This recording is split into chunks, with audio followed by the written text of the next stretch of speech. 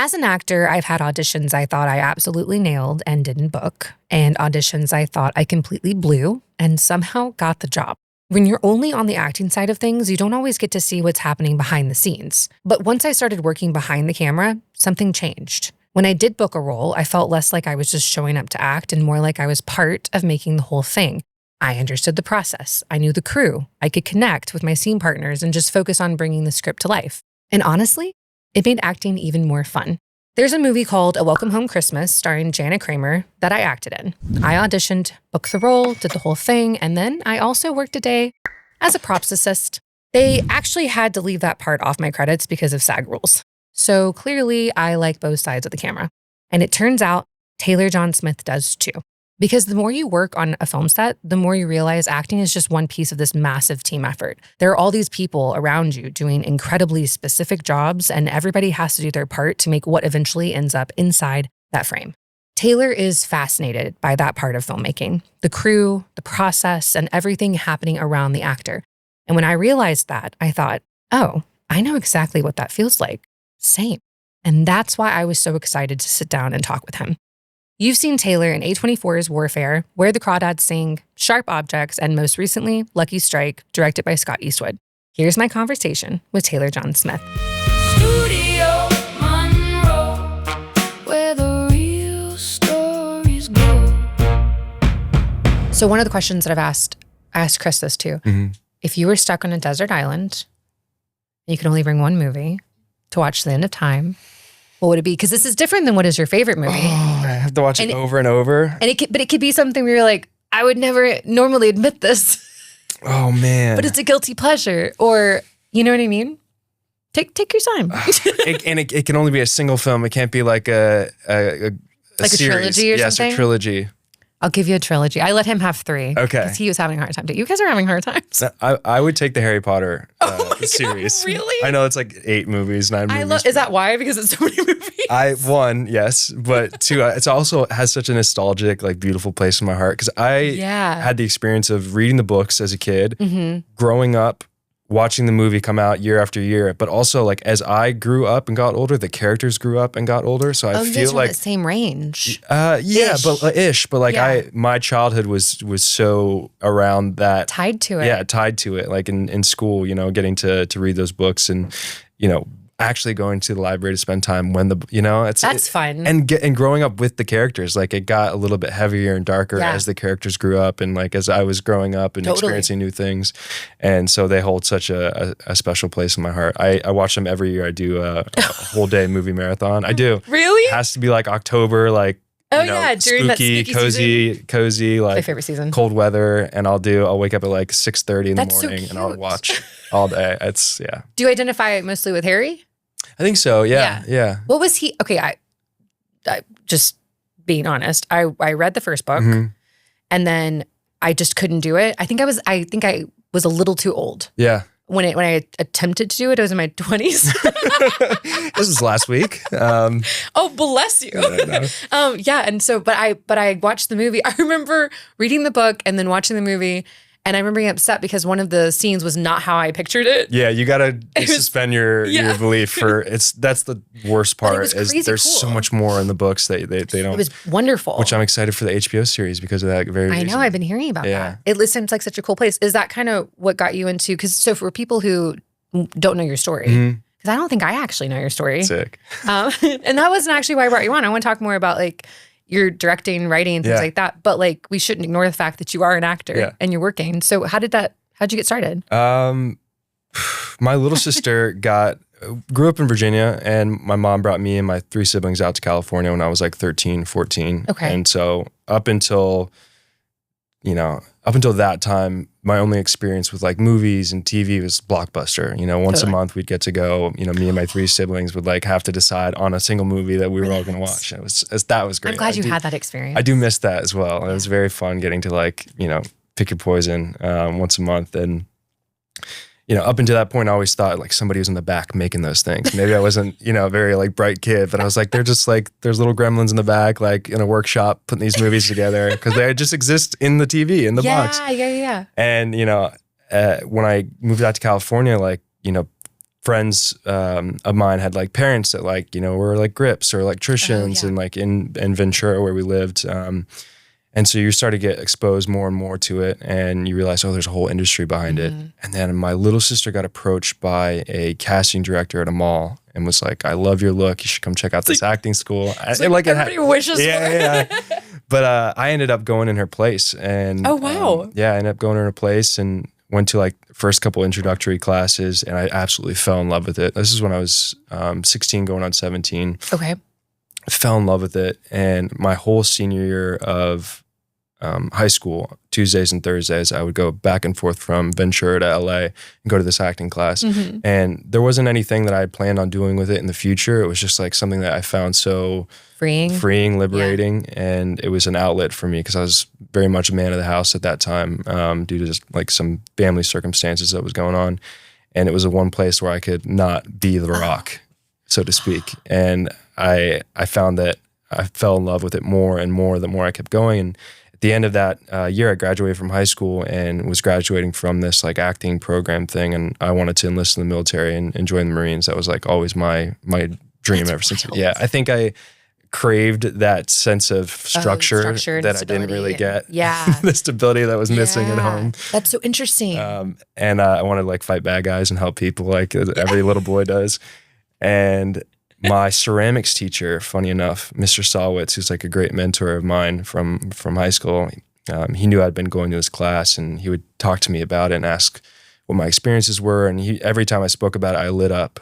And he knew that I was gonna, you know, enlist when I graduated. And he was like, graduate from the acting program, graduate from high school, give acting a year. Because there was a showcase coming up where you could audition in front of like 15, 20 like agents and managers. And great opportunity. He was like, go do that. I think you should give it a year.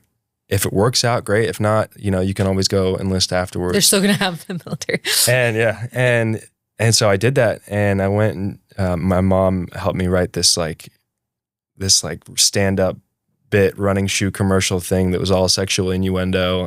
And it was very funny, and I could perform that, and I ended up getting a bunch of meetings after that and just started auditioning. That's great. And that's how I kind of got into this. And since I was 18, that's the only job I've had, which is such a blessing because it's crazy. It doesn't often happen that way. Yeah. Well, you seem very grateful. I am. Wait, so your mom helped you? Yeah, my mom's a great writer too. Yeah, she's phenomenal writer. But you know, everyone was doing scenes and like, you know, Streetcar Named Desire. And oh gosh, Stella. She's like, let's do something fun and silly that they'll remember. And that's great. Yeah, it was cool. It's cool to have somebody like that in your life. Yeah, my mom's like that too. You know, the reason I fell in love with story is because my mom. She was like, when I read scripts or I'm auditioning for something, she's like, story first, story first, story first. Yeah, we had a rule when we were blockbustering it. Yeah, you could pick PG-13, R, didn't matter. Like you had free reign of all the movie store, but it had to be a good movie. It had to be a good story. Yeah, you know what I mean? Like one time I picked Enemy at the Gates. I think I was like 14 or 15, maybe even younger. Jude Law. Yeah. It's World War II movie. And there's a scene where the Battle of Stalingrad's happening, and the Russians are gunning down their own soldiers that have retreated for cowardice. They're trying, it's very terrible. And I remember feeling sick to my stomach, like I wanted to throw up. I was young, but my mom let me pick out that movie. I watched it. I had that visceral experience, and she's like, "That's the power of film."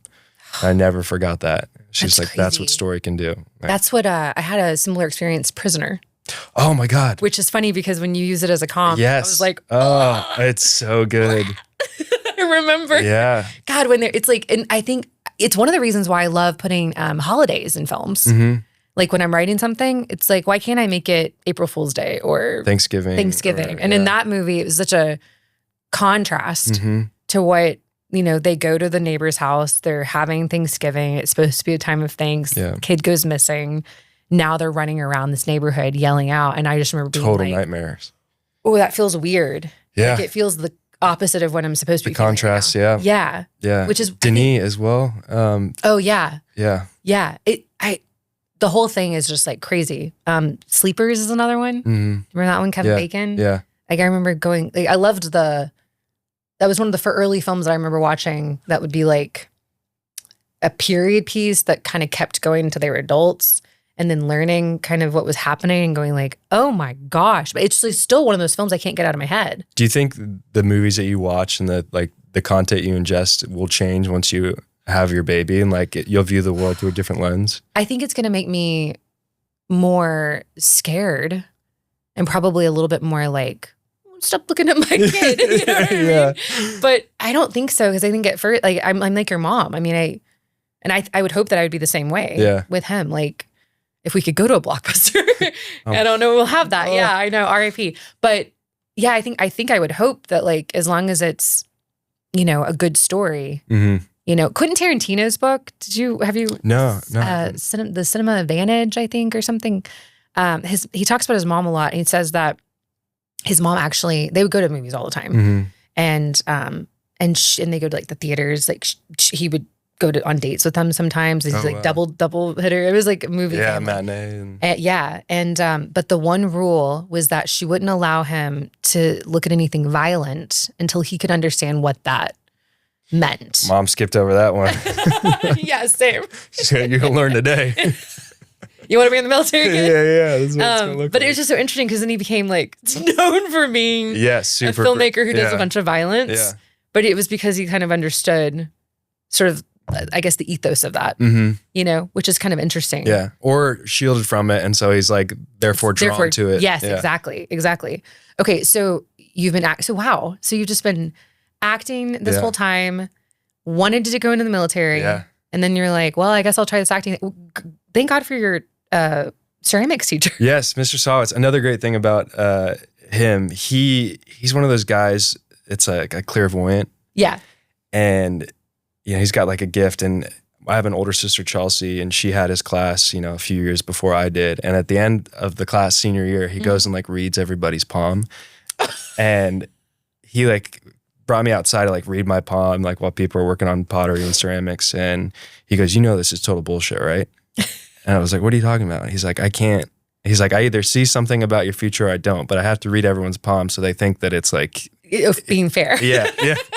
And he's like, I see something in you that you don't see in yourself. He's like, you got to go. Like, he's like, you got to give it a try. I love that. Yeah. So he's the man. It's like what everybody like hopes for. Yeah. Having somebody like that. Yeah. And like his older kind of like male role model figure. You did feel like you had that in the moment. Exactly. So important. Yeah. That's so cool. Okay. So, well, I guess when you did Warfare, that's the you other got great to do thing. a moment. That's it's the best thing about what I get to do besides like, you know, telling stories is getting to investigate or experience things that I've always wanted to or curious about. Yeah. In such a real and as real as you could make it without it being real in those moments, you know? Yeah. Without any of the danger, without any of the actual sacrifice. Yeah. What is it? Meisner technique, where it's like believing under imaginary circumstances. Yeah, living truthfully under imaginary it did that for a stunt. I remember being like, oh, this is really interesting because otherwise you could replay this terrible experience in your life and then become desensitized from it. Totally, yeah. And I would see actors in class do going this to that dark place of a memory and then they would just like completely shut down after class. Also loses its power after a while. Absolutely. Yeah. Because it's like, okay, well now I'm not, and also that's a private thing, you know? Like if somebody passed away or something and you want to have that nostalgic feeling. You don't want to be like, well, I used it up already. Yeah. Interesting with Warfare, actually. So I loved it. Me too. But it kind of feels like a full circle a little bit because you just did Lucky Strike.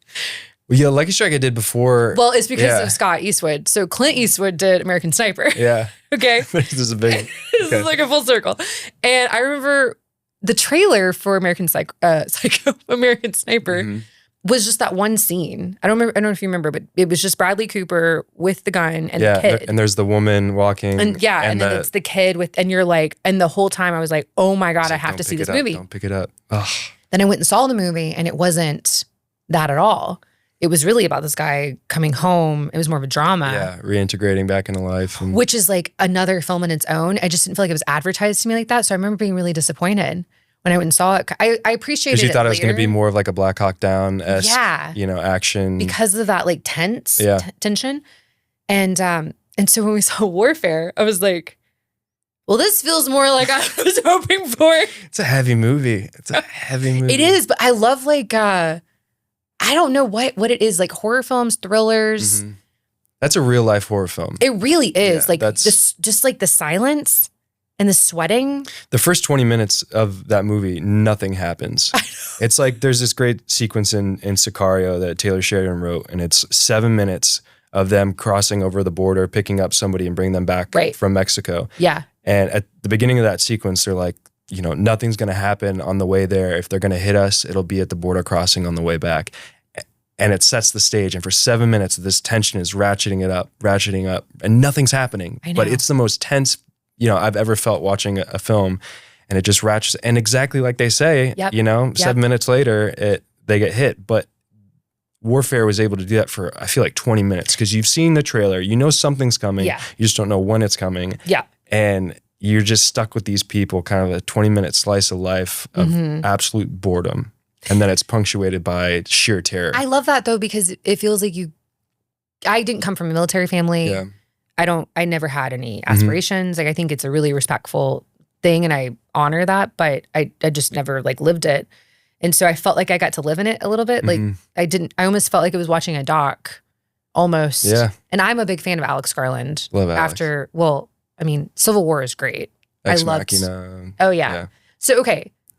So at what point did you say, I'm really interested in directing or storytelling? It sounds like it probably started a long time ago. Well, the story part has always been there, but to be an actor and be in front of the camera and then to look around at all the other jobs that being an actor is such a small cog in this giant wheel. And there's so many other people's jobs that I'm curious about and I admire. And, obviously because I interact the most with the director and other actors, that's what I know. And so I've gotten very curious about it. I did this, my first comedy, it premiered at South by this year called Basic. This woman, Chelsea Devantez, directed it. The story goes, I was hanging out on set and we had two of the other actors, Ashley Park and Leighton Meester, always had big outfit changes and hair changes. And because I'm a guy, I take 4 minutes to get ready. Which is amazing. And it's always the best. I would be hanging out on set instead of running back to the trailer or the room. I'd be hanging out with the camera team and hanging out with the DP and just being curious and asking questions. And one day Chelsea walked over to me. She was kind of looked at me sideways. She was like, "You want to direct, don't you?" I was like, "Kind of." I'm curious about it. I want to see what it's about. And so she told me the story of how she got Basic made, which was she made a short, probably 4 minute long short with her friends in California, LA, just grabbed some of her comedian friends and shot this. It was kind of a proof of concept short for the movie that we were now filming. Right. And bare bones, but still very funny. And she submitted it to South by and won a bunch of awards. And 6 years later, she's directing the feature, Cool. for Universal. It's it was Full circle. Full circle. And she said, if you ever want to direct, the only way, to do it is just to do it. Write a short based off a feature that you would want to shoot.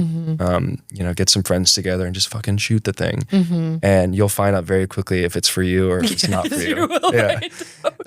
And so she inspired me. That was in October. We had that conversation and Of last year. Yeah. And then in January. It was the quickest turn. It was a four month turnaround to South by, and I was like, I want to have a script written by then, so when I see her for press, I can be like, I'm doing this. I'm scared, but I'm doing it anyway. Nice. And we met, I think, through.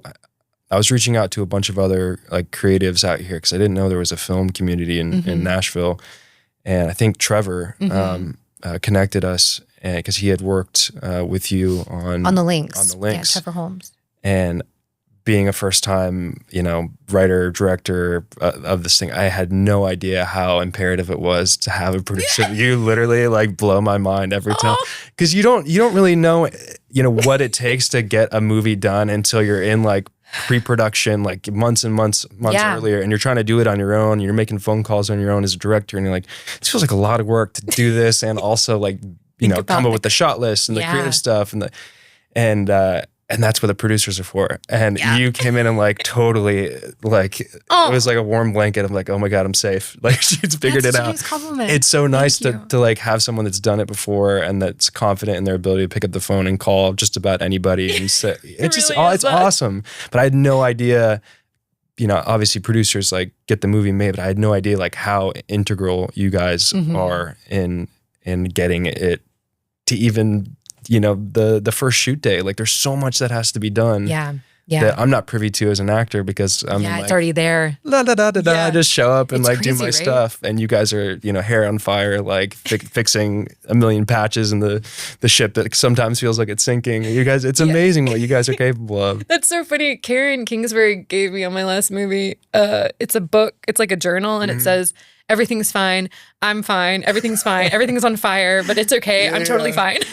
It's oh my god! It's that scene from The Office where they do the fire drill, and he's like, "Everybody, stay fucking calm. Stay calm." Where Dwight actually started it. Yes, so Yeah, good. no, it's interesting. Actually, I have to say, like, I was so impressed at the at you. I was so impressed at you. So impressive. I'll take it. I was very impressed by you at the Scout Oh, cool. earlier this month Thank you. for your. I'm learning. proof of This is my concept. first time doing any of this, so it's fun to No, like. it was so obvious. You had like a clear vision. Cool, thank you. Yeah, it's been exciting to like shot list and come up with kind of a collage of like ideas and being inspired by their films and stuff, and then meeting my DP by happenstance because I was having a conversation. So funny. This is a crazy story. Yeah, tell everybody about the story. Yeah, so I had just decided to do this. I just gotten back from filming Basic, and I was back in Nashville, and I was on a walk with my buddy who had just moved from California, and he was asking me like what was new in my life, and I was like, yeah, I think I'm gonna get into like directing. I wrote this short, and I'm gonna do it this year. I don't know how, but I'm gonna do it.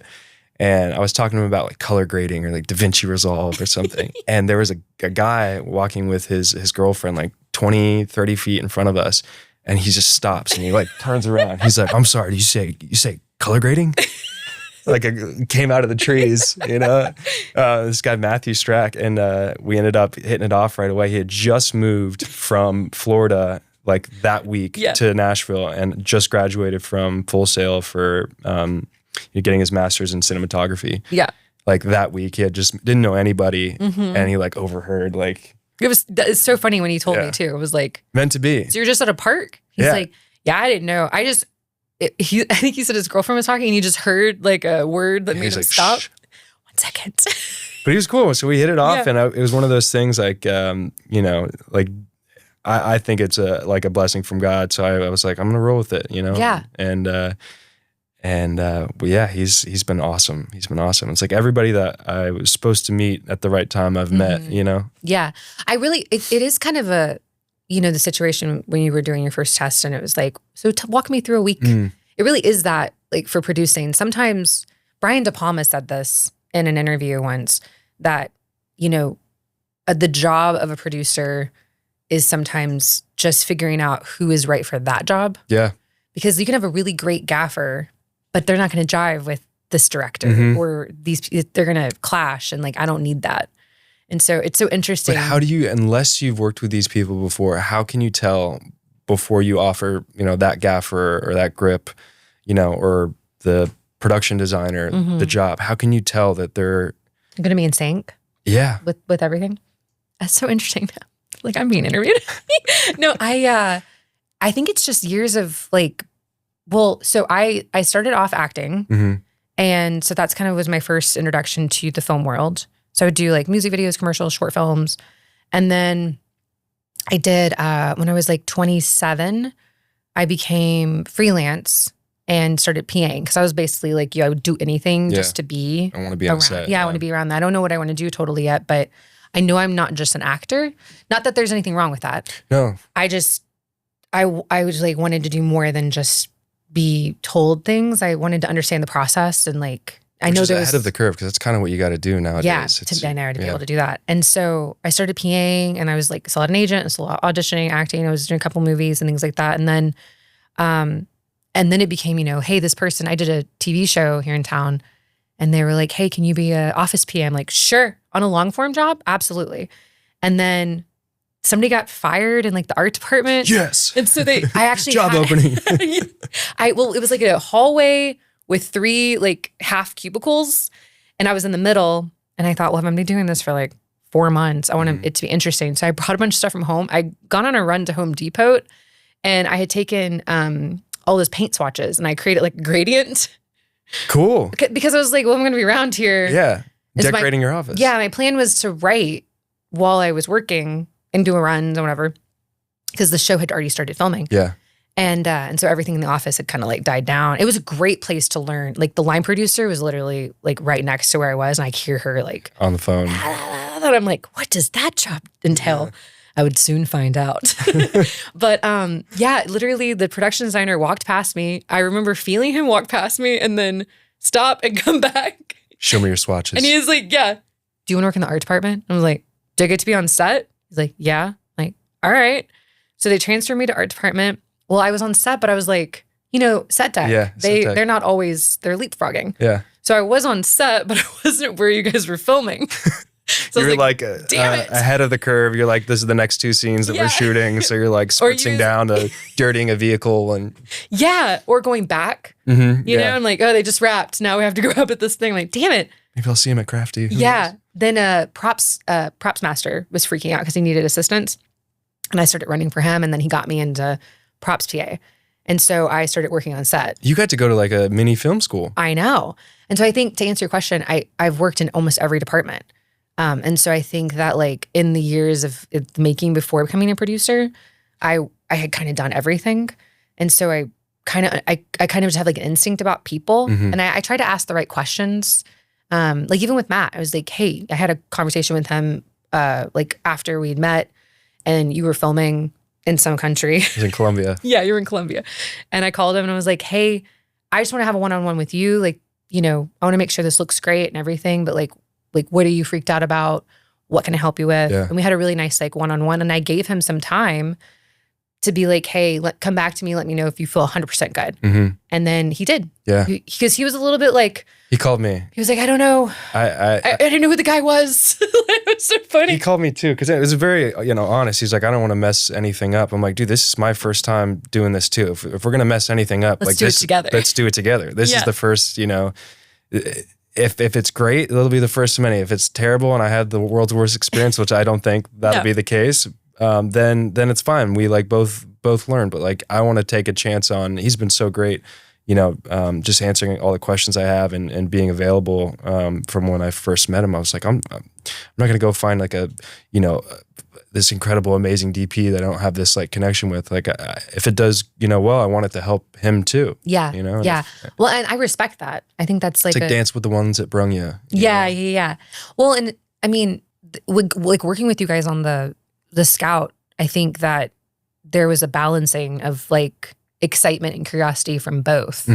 He's very curious. Yeah, and he's down to like get dirty. Yeah, and what I loved is sort of like, we're doing this scrappy thing. Like what I loved also is just being able to like creative suggestions and you being very like open to it and taking it and going, oh, and then he'd be like, I like that. He's like, there's no filter. Yeah. And I think that's like, I miss that. Yeah, it's exciting. It's fun. It is fun because everyone's so cool nowadays, and everyone like knows everything they already need to know. And it's like it's fun being around people that are just as excited and just as curious and can readily admit like I don't know. Yeah, like, let's find out together. Let's figure it out. I think that's what makes it great. I mean, because it's so funny when you walk through a set, you can tell the camera department. You're like, oh, they're the camera department. Smoking and joking. Yeah. And then you're like, oh, they're the art department. Yeah. Oh, they're wardrobe.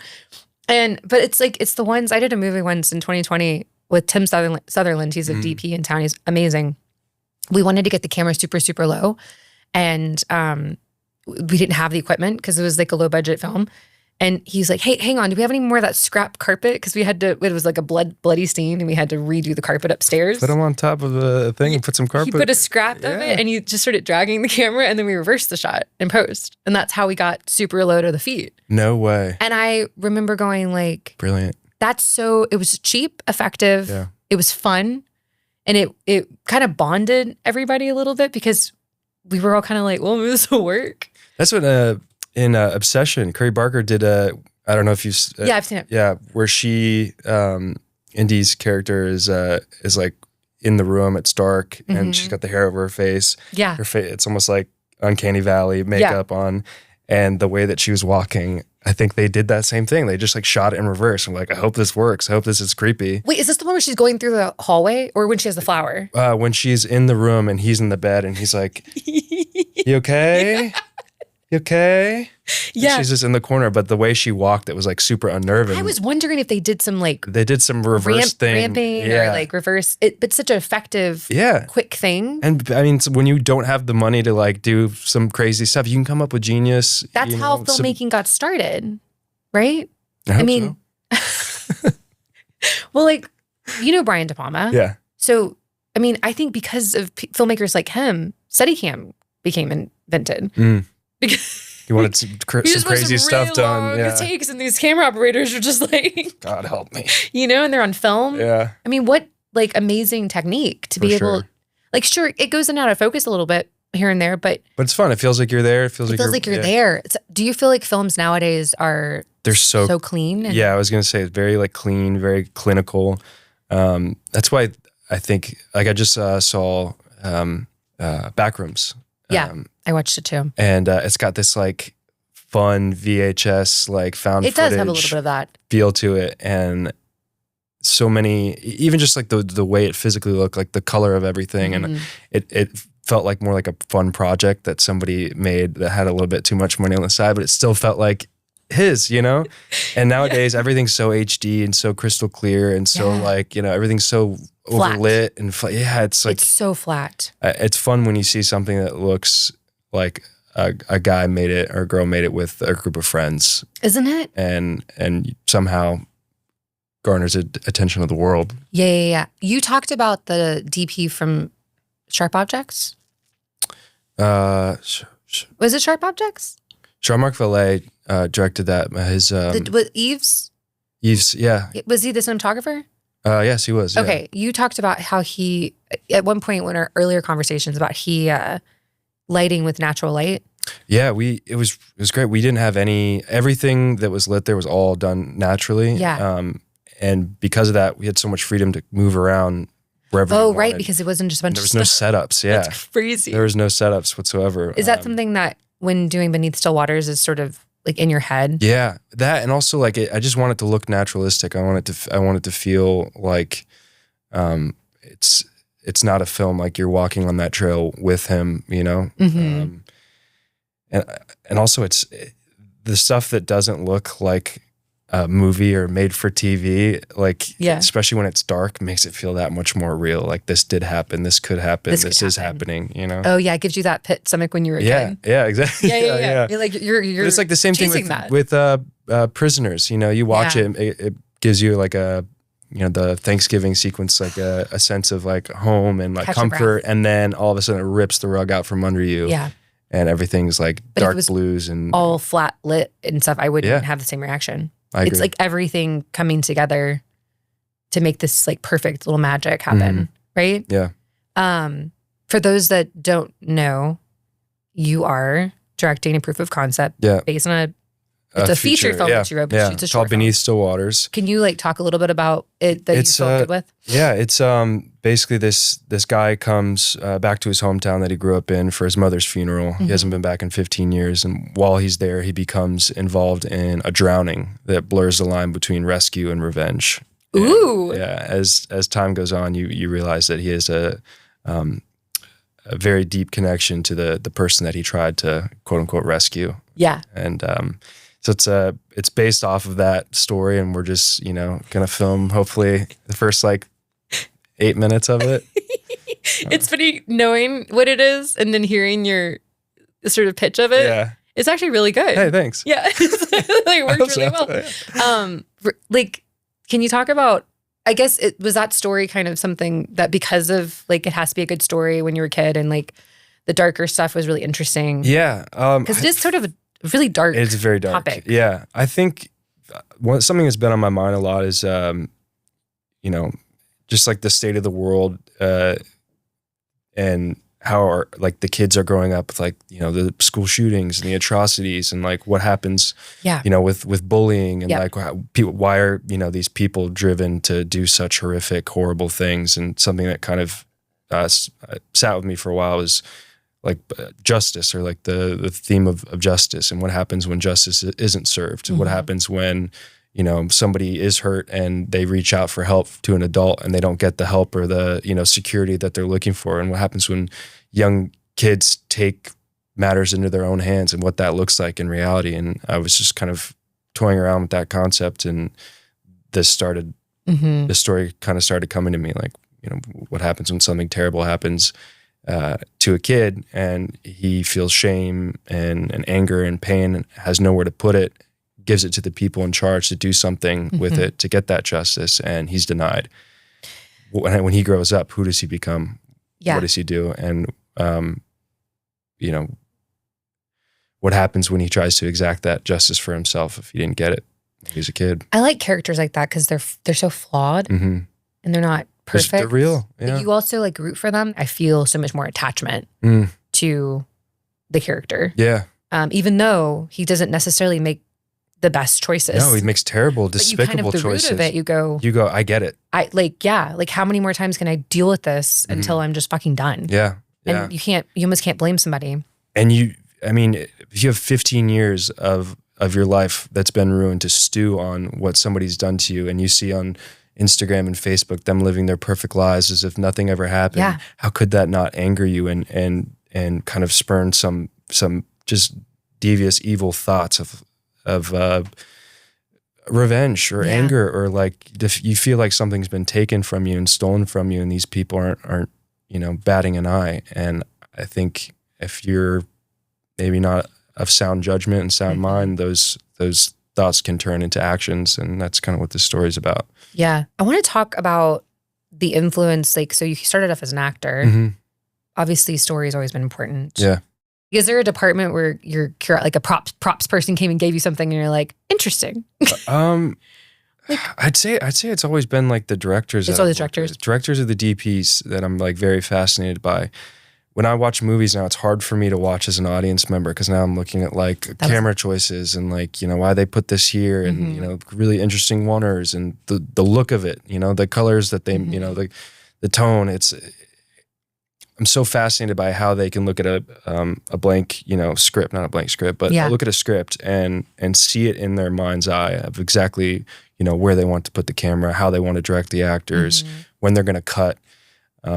I just finished a movie called Green Bank, and it's my second time working with this DP, Magdalena Gorka. She's like phenomenal. She's one of the best. And she like previs shoots the entire movie like before she's ever even in a room, before they build the set, anything. Like she knows exactly where she's putting the camera, the moves that they're doing, like, and she can see it all in her mind, and she puts it into this like computer system.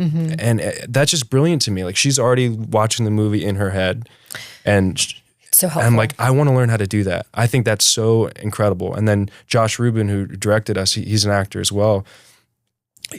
His notes and like the choices that he had and the references that he pulled up, I was just like every day in shock and awe of how like brilliant he is. And I want to learn how to do that so I can direct myself better, you know, so I can, you know, if this, you know, storytelling thing continues to go well, so I can be a better storyteller, you know, and I'm constantly inspired by someone who can take a script or an idea and literally make that world exist out of thin air. It's very impressive, and it's so mysterious to me. That's, I think, why I'm attracted to the camera side and the directing side of it, is because it makes a lot of sense. From the top down, I think that's where most of the big choices are made. Yeah, I mean, you've worked on so many big projects. There's just a bunch of people doing a bunch of different things, and you're like, you have to focus in on something.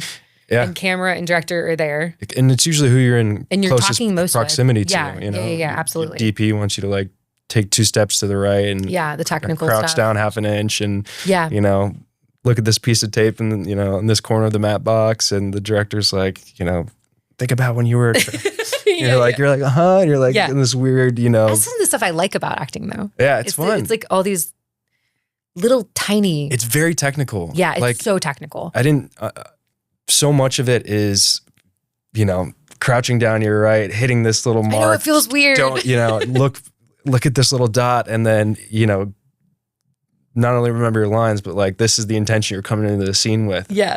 And a lot of people, I think, that maybe haven't taken that step into it, don't realize that it's that technical aspect over and over and over again, and getting to like really send it in a scene is probably 2% of what you actually end up doing. Most of it's like hurry up and wait, or So or much like hurry we and need wait. the light to hit your eye like perfectly in order for like this beautiful shot to make sense. And it's less about performance and more about like, don't fucking move, Taylor. Well, it's because if you're already doing the thing that's good, Yeah, yeah. and they're like, just keep doing that. Yes, but They want to like, be able to capture it yes, perfectly. exactly. And like that's fascinating to me as well. And why they chose to do, you know, that shot with a lights hitting your eyes in this special way over anything else they could have done. Like, Yeah, because they don't always get to see it. I produced a film that I acted in, co-wrote the script, and I got one of the best compliments I ever got. Let's hear it. From the first assistant camera, so first AC. Yeah. And he said, "You are so easy to pull focus on." And I was like, Oh yeah. "Thank you." He's like, "Ugh," because Is it because you're steady and you're not all over the place? yeah, because I learned really early on that like you have nervous tension, and you can sway. Yeah. You know, but some actors will sway this way, and now they're like, ooh, ooh, ooh, Yeah. ooh, like buzzing. You know. Yeah. But yeah, they give me like all the instruction, me with Steadicam and all the things. But I'm so technical about like, okay, I'm gonna hit this mark, and I try to like be mindful of where my body is when they're walking me through it, so that I don't have to like It's overshoot like it. acting's or having anything. like 40 open tabs, you know, Oh on my your God, so brain browser true. at all times, and It's you're just like, true. and then you also have to ignore it and pay attention to one thing and one thing only, which is That is a the great person way of you're in describing a it. scene with. Yeah. I love that aspect of it. I think too, moving into producing, and kind of similar for you for directing, Mhm. it's kind of fun to go, oh, that's why they had me do it again. Yeah. You know, I always try to as a producer, because I find that directors and DPs, they're so in it sometimes, and the actor might do it, you know, 2, 3, 4, 5, 6, 7, 8 times, and I can see the confidence starting to. Yeah. Just stop and ask, why are we doing this? And I'm like, also it's so for camera. It's not you. Yes, exactly. It's for camera. Little things like that, because Yeah. we're such fickle creatures. Like actors Yeah. are very like, You're like, you know, oh God, they hate me. yeah, because if you're doing something good, most of the time you won't hear a word, you know, because you're not the problem. And Yes. but as an actor, you're like, a lot of us. I'm not gonna speak for everybody. A lot of Sure. us need like that encouragement, that You coddling, do. because I still don't know what I'm doing. Every job, I feel like I'm starting fresh and I'm like learning everything over again, and it's very vulnerable. And when you're vulnerable, you want to know that like it's safe and you're in the right direction. You're heading towards the right thing. Because sometimes I'm like, I don't know if this is working or if this is what you want. And it's nice to be told like, hey, Yeah. this is just a camera thing, Yeah. and you're doing great, sweetheart, and a kiss on the forehead, Yeah. and everything's gonna be okay. You could be doing a good job. Good job. No, it is like that. But I think from the crew perspective, you know, crew also don't understand actors. Like there's this really interesting thing. It's so funny, you know, sometimes you're talking about being like in a crouch position. Yeah. I've seen so many times where like, you know, a grip or electrician or something is like stuck, and they're like, they don't know what to do. Like they're like, okay, roll sound, roll camera, and action, and you start your scene, and then they're just like, Avert your gaze. they're looking down, Yeah. and they don't know what to do, and it's because they're trying not to be distracting. Yeah, exactly. But somehow they're more distracting Yeah. because they're like right in your line of sight. The boom op's like, no, you're good. You're good. Yeah, and it's so funny because, I mean, half of them like don't even get to work with the actors, like talk to them very much and things like that. I guess if you were to tell a crew member, like, hey, this is something that I would want you to know about actors that might be kind of helpful or fun for them to understand if they were listening, what would it be? I think that more than anything, like we want to help you do your best job as well. Like I think some of the best people I've worked with set an example for all the other actors, which is like, you know, how can I help you boom up? How can I help you, you know, electrician? How can I like get out of it? Like, Yeah. because it's a team sport. If one person doesn't do their job, like everything else crumbles. And to realize that when you're not like putting yourself above another job out there, that everybody's job matters. And if you can all come to like an agreement to be on the same team, you know, his stuff shines, your stuff shines. I guess the thing I would tell him is like, I want to be a team player. Help me help you. Like, what do you need from me? Because I have a bunch more tabs open. And sometimes I think they're afraid to add to the pile. Oh, yeah. To make their job better, to make their work better. If I can help in some sort of way, they're afraid to ask that. I'm like, no, yeah, I'm here to help. I wonder if, because I've worked with quite a few like working actors. I feel like most of them are like you, but I have been around some who are not.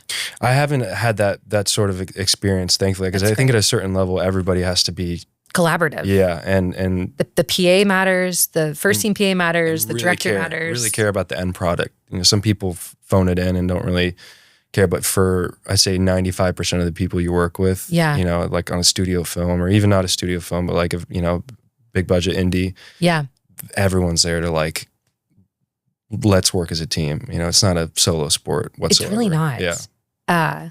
It's not for the faint of heart either. No. Oh yeah, I wanted to know. Okay, so let's talk about the unknown. Okay.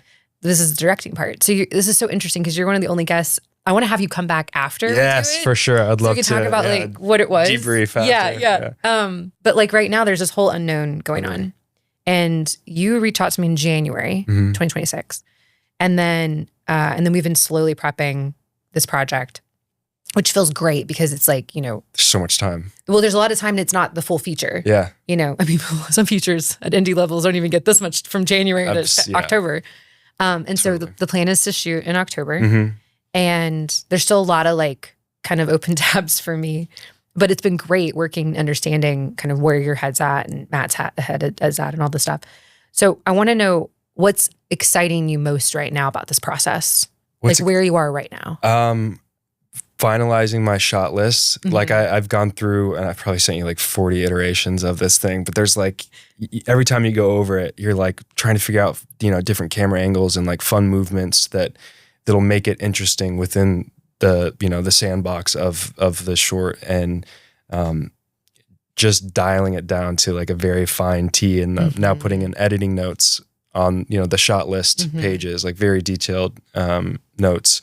And seeing the movie in my head, that's been the most exciting thing because it's the closest I'll be to like making the movie until you actually I make the movie. Yeah. And then just like putting on my own calendar, like, fun things like get, the other actors together and do like rehearsals on my own time with them. Want to do that. Yeah.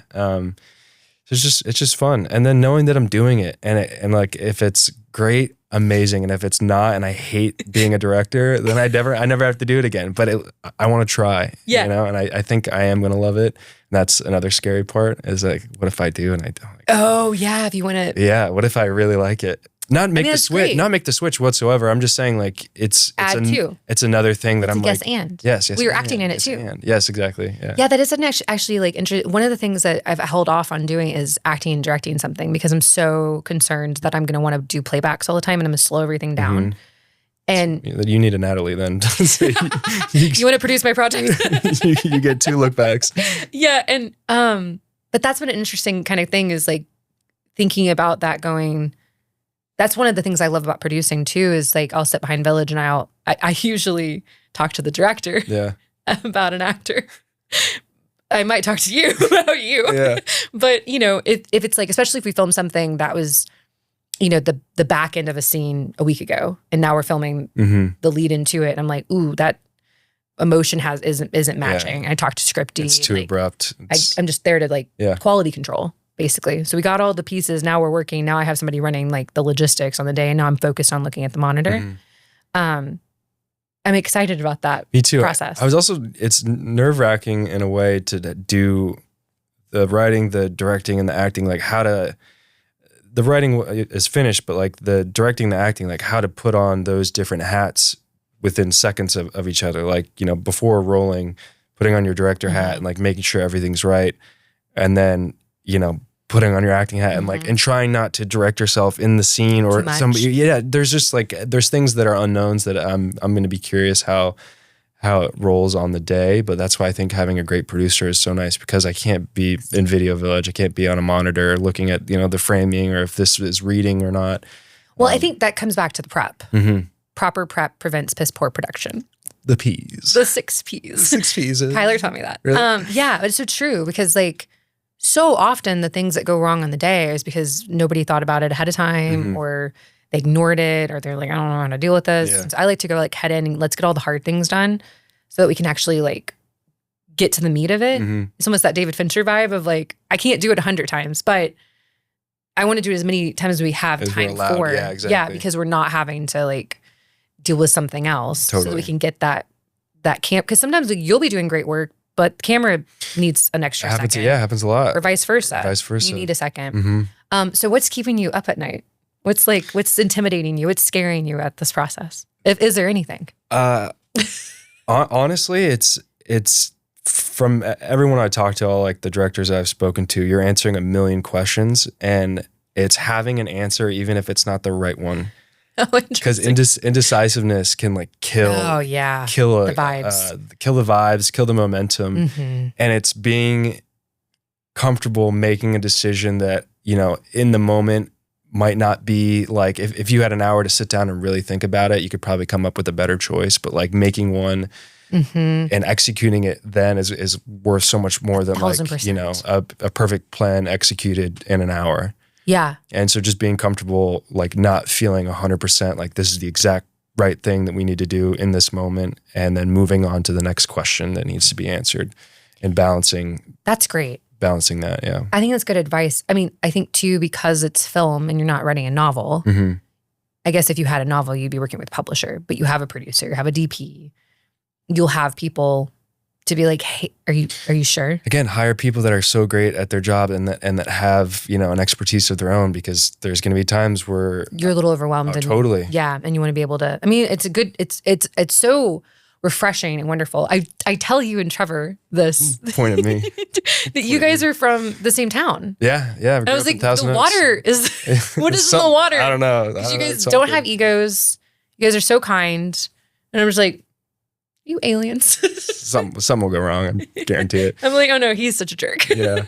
No, it's cool. There's a lot of, you know, of unknowns, but I'm excited to try it, and it scares me, so I should. Yeah, you know, I'm a big believer I feel like, of that. Yeah, I feel like that's good advice for anybody. If it entices you and it excites you, but it scares you, like do that thing. Yeah, because figure you that out. can build on top of that. And you can get rid of it once you've tried it. If it's not something that Yeah. you truly enjoyed, you can be like, all right, I can go to my grave knowing that like I gave it a shot. Yeah, I found a lot of times, like if it scares you and then you're like, oh, you get done, you know, like it's audition or something, you're like, oh my God, I want to do that again. And the next time it's like a little less scary. I had to, I forget what it was for recently. I think it was a screen, while I was filming Green Bank, I had to fly to London to do a camera test, or not camera test, screen test for a TV show, like a chemistry with Imogen Poots. And right before I went in, I often have this, but you get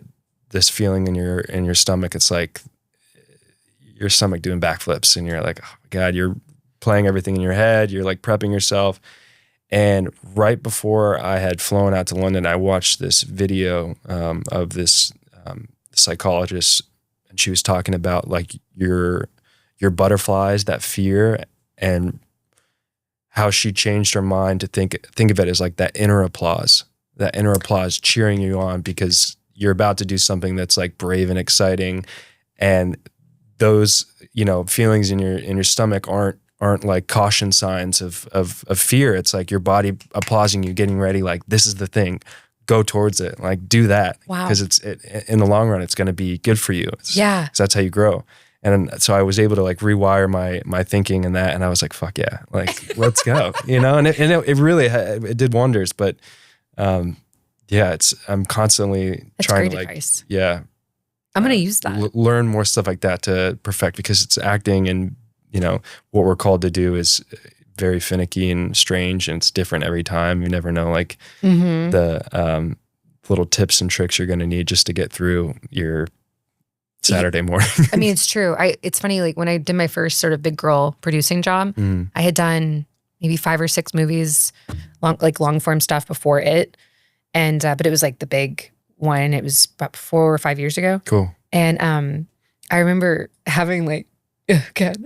It's like happening. Almost nausea. Yeah. You know, like just kind of like, oh God, it's like so many things happening. And now I'm working with like, you know, these big agencies and things like that I haven't done before, like WME and CAA and all this stuff. And I'm like, new levels. Whew. And talking to these people, because like, you know, you have to remind yourself that they're human. But in the moment, they don't always feel human. No, yeah. Going to any general with like any big studio exec, you're like, oh. You're like, oh, they don't have personality. They pooped this morning, I'm sure. Yeah, no, totally. And so, but I didn't have that moment. The applause thing is great. But I always reminded myself to just do my instinct, like just follow instinct. Yeah. And so if I disagree with something, I just have to get it out. Yeah. If it's wrong, then I'll sit back down. Well, but so be it. But that's what guided me. I remember the executive producer. We went to film somewhere. They didn't want anybody there to film. Nobody ever filmed at this location. Yeah. It was a big location. And I sat there with the DP, the director, and the EP. Everyone was talking, and I remember being like, oh, really? And I heard somebody say, well, we won't take up much space. And I'm like, yes, we will. We're going to take up a ton of space. And I was like, it's going to be a fire hazard. Oh my God, I got to say something. And I just started talking, and I had been overlooked the entire meeting. And it was in this moment that I was like, hey, I'm so sorry. We are going to take up a lot of space, but here's the thing I can promise you. I can promise you these things. Yeah. And I will need intermittent foot traffic to stop. Can you give me 5 minutes? And he was like, you can have 3. I'm like, can I have 3.5? And we're bartering. Dude, and that's sick. Yeah, everybody stopped talking, and it just became me and the rep of the location. Left, they basically were like, well, we'll get back to you. And I'm like, oh God. And then it was like, later that evening or something, I was at the EP's like in this meeting, and they got the call that they said yes. Wow. And she'd been acting like a little like kind of off-putted by me, I think a little bit all day. And I was like, I did the right thing by the project though. Totally. And there's a huge chance that you wouldn't have got that location if somebody did. 1,000%. Yeah. If they knew they were blowing smoke and you weren't telling them the truth of like what it would actually take. Well, setting proper expectations, you know? And so I remember her looking at me and being like, earlier today, I was like, who is my producer? What is happening? Yeah. And then I was like, that is my producer. Because you're right. But by one leap of faith, overcoming that, that applause in your stomach. Yes. Like you were able to do your job and solidify your worth and with build those on people. top of that. Yes. And that's 1,000%. like all you do all day long, whether you're, writing or directing or producing or painting sets, is you're constantly overcoming those little internal obstacles of like, should I or shouldn't I? Yeah. And that's what makes people great at the end of the day is like thousands of little, mini mountains that they have to climb over and over again. And like you did it. Yeah, no, it's true. And it just like, it builds the confidence to the next project. And then, like even on our project, like they didn't want us to film at the one location. And I had to go through a lot of steps, but I was like, well, they're human. Let me talk to them about this. Yeah. And I've worked there before. And it was like, I finally got the right person on the phone. And he's like, you can't do this one thing. Yeah, but you can do everything. But you can do everything else. We'll take it. I was like, great. Yeah. Now we have one check mark. Exactly. You know what I mean? Yeah. I just like wouldn't take no, but you try not to be an asshole while you're doing it. You know what I mean? Do you have anything you want to say really fast before I do my last thing called the Martini Round? Lucky Strike's out now. We'll have Green Bank. We'll be premiering at Sundance in January of next year. And then Basic, the comedy, came out at South by, but it'll be out in theaters in the fall. I'm excited. So this has been really fun. This is awesome. Yeah. Did you have fun? I had a great time. Yeah, it was fun. You are easy to talk to. Thanks. Put on the res. Okay, so this is called the Martini Round. Okay. What sound instantly makes you feel like you're back on set? Rolling. What is one thing that tells you a production is running well? Everyone's hanging out on the weekends together. That's a great one. Yeah. Somebody said no yelling. I was like, it's good. That's actually good. But yeah, that one's... if you hang out with the people that you're working with, you're actually having a good time. Yeah. What crew position could you never do? Crew position could I never do. Scripty. Man, God bless those scripties. Like the rulers and everything. They're like measuring out. It looks like hieroglyphics. I can't. What is the fastest way to earn respect on set? Compliment or be appreciative of the little guy. Yeah. What's something this industry taught you about yourself? How resilient I am. Oh yeah. Yeah, same. Yeah, I'm built like a brick shit house. I think that I can take on anything. Yeah. What's one thing every film set needs more of? Giggles. 1,000%. More giggles, please. We'll have a lot on your project. Yep. What's the most underrated skill in this industry?